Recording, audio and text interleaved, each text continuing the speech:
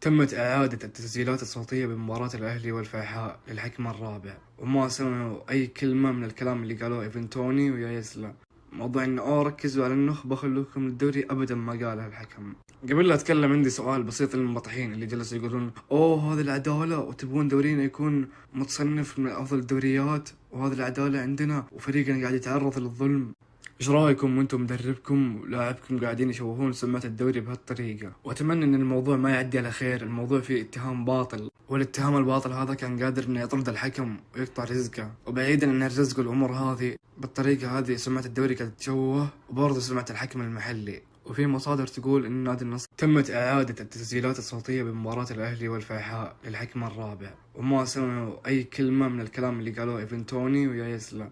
موضوع انه ركزوا على النخبة خلوكم الدوري، ابدا ما قالها الحكم. قبل لا اتكلم عندي سؤال بسيط للمنبطحين اللي جلسوا يقولون اوه هذه العدالة وتبون دورينا يكون متصنف من افضل الدوريات وهذه العدالة عندنا وفريقنا قاعد يتعرض للظلم.